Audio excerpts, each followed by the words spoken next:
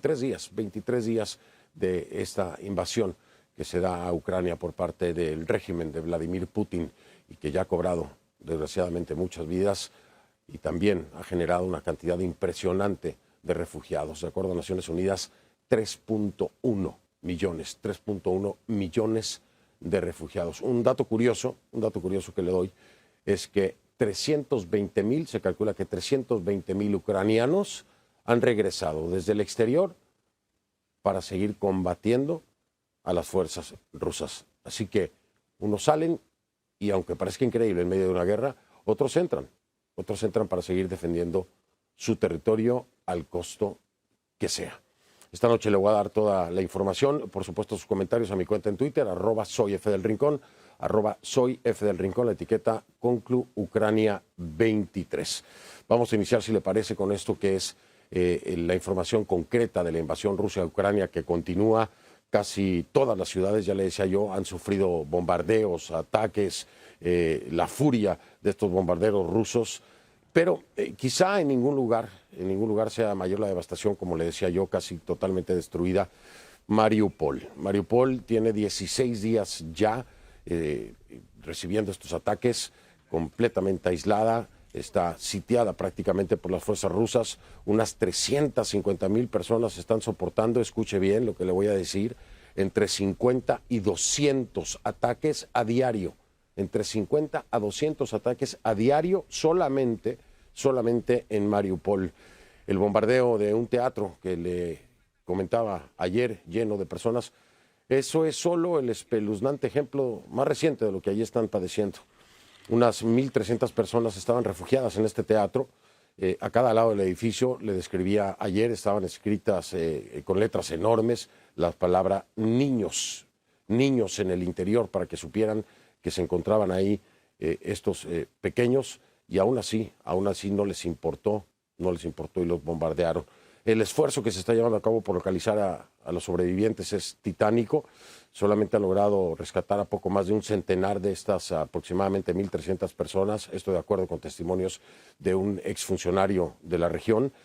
Son los propios lugareños, le quiero decir, los que con sus manos están buscando remover escombros, porque los servicios de emergencia de la ciudad colapsaron. Evidentemente, el ataque ha sido monumental, sin ninguna piedad.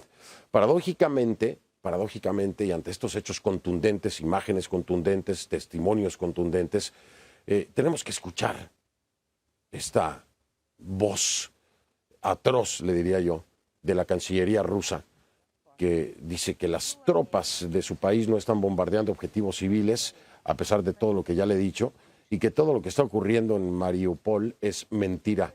María Zakharova se llama esta mujer. Habla en nombre del Kremlin, miente en nombre del Kremlin para decir que todo lo que vemos es fruto de video editados por estructuras de la OTAN, cuando toda la prensa internacional tiene el registro. Pero bueno, ese es otro ejemplo de lo que realmente hacen las tropas de su país, ¿no? Hay un nuevo video de la ciudad de Kharkov que muestra al mayor mercado del este de Ucrania en llamas, después de ser alcanzado por los bombarderos rusos. Al menos un socorrista murió tratando de sofocar las llamas. Y viendo estas imágenes, sabiendo lo que les cuentan familiares y amigos y comprometidos con la independencia de su país, más de 320,000 ciudadanos, le decía yo, decidieron entonces regresar a Ucrania para luchar. Estos son datos, le quiero decir, de la Guardia Fronteriza. En Mykolaiv, esto es en el sur de Ucrania, los muertos se acumulan en las morgues. Human Rights Watch acusa a Rusia de usar bombas de racimo. Estas bombas de racimo son prohibidas por el derecho internacional debido al alto riesgo de ocasionar muerte a civiles y daños generalizados en zonas pobladas, pero aún así las bombas de racimo están siendo utilizadas. Una denuncia que ya se había hecho y que ahora Human Rights Watch también la trae a la mesa y la confirma. La mayoría de líderes mundiales contemplan atónitos las atrocidades que está cometiendo Vladimir Putin en Ucrania. El presidente de Estados Unidos, Joe Biden, redobló sus ataques contra Putin después de haberlo llamado criminal de guerra. Biden dijo hoy que Putin era un simple matón y un dictador asesino. Esto fue durante el almuerzo anual de amigos de Irlanda en el día de San Patricio. Escúchelo usted. Now you have Ireland and Great Britain Ahora, tienes Irlanda y Gran Bretaña y otras repúblicas unidas contra un dictador asesino, un matón puro que está librando una guerra inmoral contra el pueblo de Ucrania.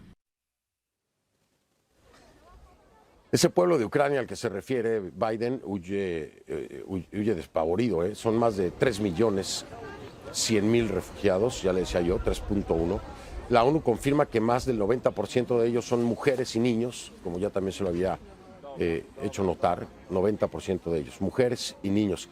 Naciones Unidas está ampliando las medidas de prevención y mitigación de riesgos ante los informes cada vez más frecuentes, por cierto, de casos de violencia de género o tráfico de personas.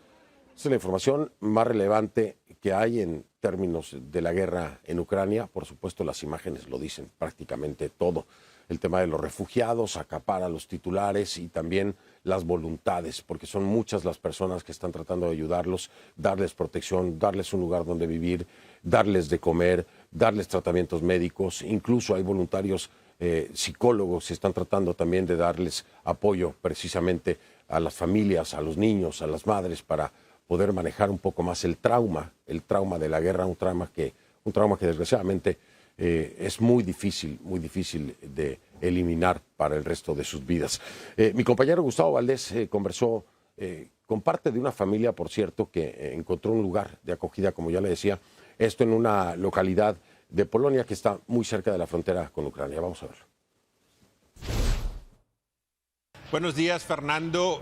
Esta noche hemos encontrado refugio, un albergue de las inclemencias del clima. Como puedes ver, pudimos estar en un lugar techado con calefacción, que es en donde reciben a los refugiados aquí en Zamość, una pequeña población al norte de las fronteras por las que hemos estado visitando, no muy lejos de donde te encuentras.